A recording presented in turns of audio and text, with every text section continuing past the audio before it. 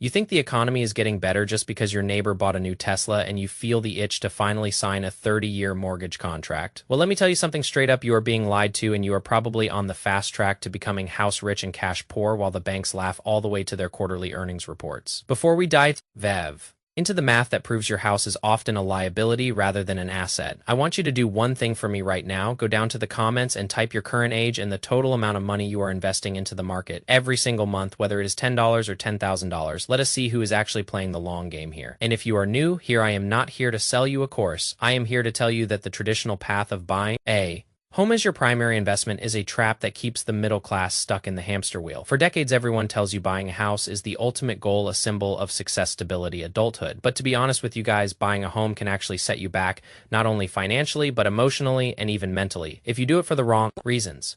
Now, I am not saying that owning a home is bad, but I am saying it is not always the smart move that people make it out to be. And after buying one myself about 2 and 12 years ago, I learned firsthand that what is sold as the American dream sometimes can feel like a financial trap. So in this video, I am going to break down why buying a house might be one of the most overhyped decisions out there, especially in today's market, where interest rates are sitting at a painful 7%.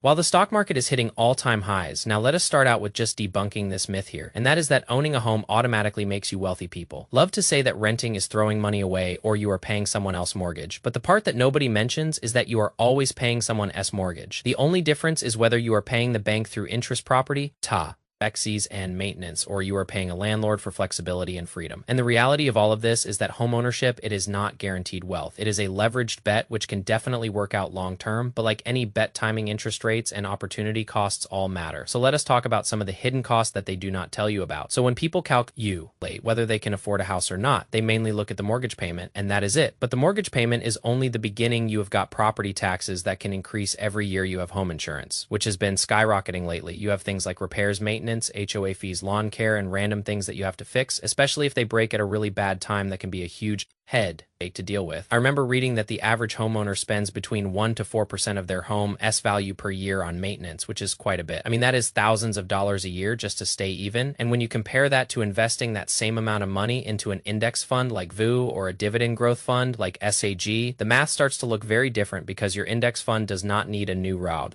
every 15 years, and it never calls you at 3 in the morning because a pipe burst and flooded the kitchen. Let me share a little bit about my personal experience buying a house. So the main reason that I wanted to buy a house was in my early 20s. I decided that I wanted to build wealth through two main ways. I wanted half of my wealth to come from the stock market and the other half to come from real estate. And after buying my first home about 12 years ago, I was 24 years old at the time. I have decided to now go primarily into stocks and only a little bit into real estate. I lived in the house for a little bit over a year, and it is now a rental property that is just break even on cash flow. So I am not making any money, but I am not losing any money either each month. And the main reason I wanted to buy was I thought, if I could buy my first house before 25, I would be in a really good position.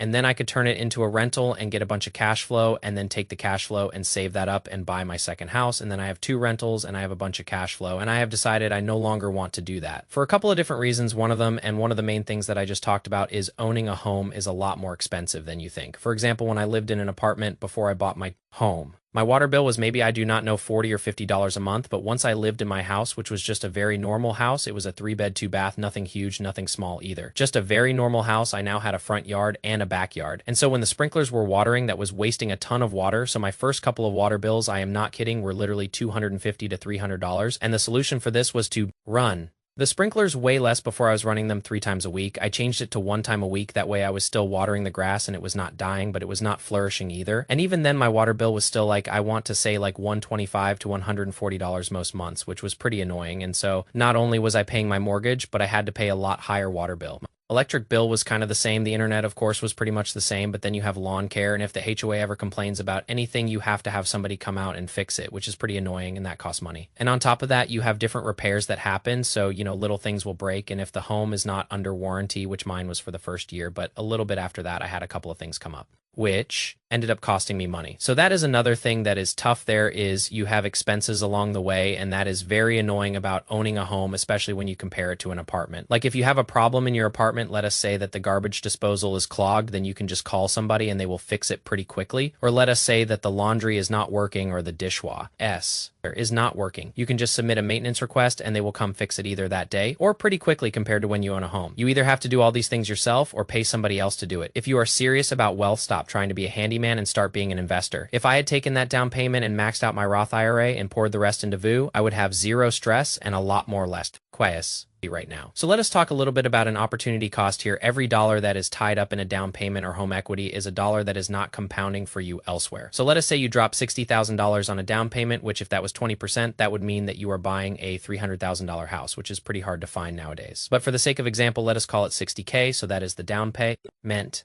And if that money was invested in the S&P 500 and growing at 8% a year, then that is nearly $130,000 in 10 years. And people do not think of it this way because owning a house feels like an investment, but unless you are renting out rooms or flipping it, it is a liability that could cost you money every month. Like, yes, do not get me wrong. Owning a home is an asset, but the only way to actually get the equity out of your home is either by refinancing or selling the house or taking out like a line of credit. All these things I do not really want to do. So for example, let us pretend that you do the Dave Ramsey route and you buy a $500,000 house and you pay it off as quickly as possible. You no longer have a mortgage payment, which is great, but that $500,000 of wealth, you are not actually getting that unless if you sell the home or refinance, which is kind of annoying in my opinion. And not only that, but real estate is very illiquid. So what I mean by that is if you have $60,000 in stocks, you can sell the stocks when the market opens and get that cash back in your account pretty quickly compared to if you want to sell a home. You got to put it on the market, and then not only that, but you have to pay fees to the agents, the brokers, all these different people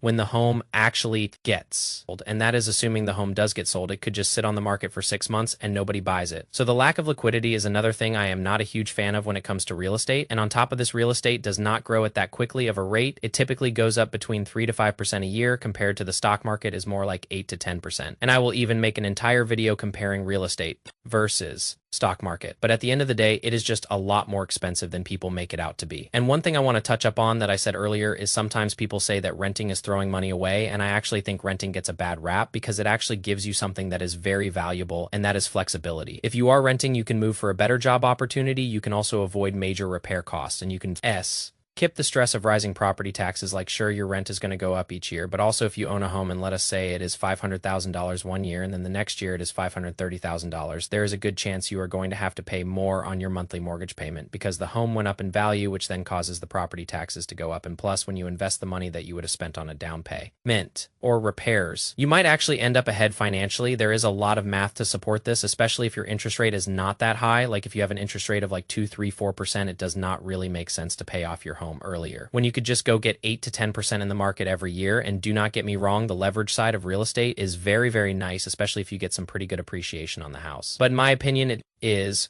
not worth the headache and the expenses that come along the way. And going back to the renting thing, I feel like renting only becomes a bad move if you are spending the difference instead of investing it. If you are renting a small place and driving a 2006 beat-up Toyota while dumping $2,000 a month into your brokerage account, you are winning so much harder than the guy with a $4,000 mortgage who cannot afford to take a vacation because his water heater exploded. Now, to be fair, buying is not always a mistake if you plan to stay in one place long-term. You want stability and you are living below your means. It can be a great move. So some of the key reasons that you want to consider before buying is the first one being that you can comfortably afford the house after all. Hidden costs, this means not only the mortgage payment, but all of the utilities, and maybe you have an extra emergency fund for different repairs that may have to happen across the house. That way you have a pretty good cushion, and if something comes up, you are not drowning and feeling behind financially. The next thing I would say is that you are not depending on home appreciation to make it worth it. So like if you are buying a house and you know it is $500,000, if you are thinking the next year it is going to go up to $550,000 and you are going to sell it, do not buy a house. Real estate is a very long-term investment. I feel like if you are going to buy a house and you plan on selling it, you got to wait at least 3 to 5 years. That is just my opinion. But again, it kind of just depends where the home value is by the time you sell it. You may get lucky. But for most people, real estate is a very long-term play, as most of you probably already know from either your parents or grandparents, because they bought a house for $100,000 in 1995. And now it is worth $800,000. Like they have been holding it for like 30 plus years. So if you are going to hold it for decades, I am sure you will do very well long term, but do not depend on home appreciation to make it worth it. And like I said, it is a very illiquid investment. And then the final thing is that you are buying because it fits your lifestyle. Not because society is pressuring you to do not buy a home. If it puts you in a bad financial position, you do not want to be house rich, meaning that your mortgage payment and your equity in your home, that is your only form of wealth that you can show for the last thing you want, is for your mortgage payment and your utilities to be a large percentage of your take-home pay. That can be an absolute nightmare and extremely stressful too, because if you have any lack of job security, you are basically toast at that point. And so you want to make sure you avoid that to avoid all the stress. And so do not get me wrong. Yeah, buying a house can be amazing, but in our current housing environment and market right now, we are not really seeing home prices come down yet. Interest rates have been sitting between 6 and 7% for a while now. So back in 2021, as well as 2022, you could buy a $500,000 house at 3% interest, but now it is 6 or 7%, which means basically your income has to be double in order to afford that same $500,000 house. So the market right now is just brutal. When it comes to real estate, please do not let society pressure you into buying a house, especially if it does not look good on paper. Like if the math does not check out and you think it is going to put you in a bad position, it is much better to wait and invest that money, or just continue saving cash long term. But that is just my opinion on this. For some people, the smartest move is renting and investing the difference. And for others, it is buying smart and holding very long term. Either way, do not buy into the hype and build the life that gives you financial freedom, not financial pressure. Stop chasing status symbols that keep you broke and start chasing time in the market, because time in the market beats timing the market every single time. Stay disciplined, stay hungry, and remember that true wealth is the ability to walk away from a job you hate because your portfolio pays your bills, not because you have a fancy zip code. So that is it for me. I hope you guys enjoyed the video. If you did, drop a like down below, hit that subscribe button. Peace.